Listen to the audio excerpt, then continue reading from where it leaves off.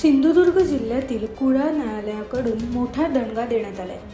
राज्याचे कॅबिनेट मंत्री आणि सिंधुदुर्गचे पालकमंत्री नितेश राणे यांच्यासह आमदार प्रवीण दरेकर आणि आमदार प्रसाद लाड यांच्या विरोधात कुडाळ न्यायालयाने अजामीनपात्र अटक वॉरंट जारी केले आहे। संविधान बचाव आंदोलन प्रकरणी हे वॉरंट काढण्यात आलं असून 26 जून 2021 रोजी सिंधुदुर्ग जिल्ह्यात झालेल्या ओबीसी आंदोलनात सहभाग घेतल्याप्रकरणी कुडाळ पोलीस स्थानकात गुन्हा दाखल करण्यात आला होता।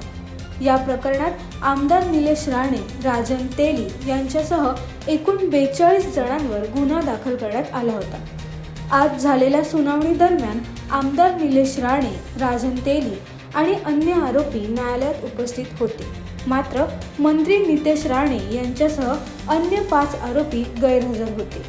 विशेष म्हणजे नितेश राणे हे वारंवार न्यायालयाच्या तारखांना अनुपस्थित राहत असल्याने न्यायालयाने त्यांच्या विरोधात अजामीनपात्र अटक वॉरंट जाहीर केलं। यावेळी नितेश राणे यांच्या वकिलांनी केलेला विनंती अर्ज न्यायालयाने फेटाळून लावलाय।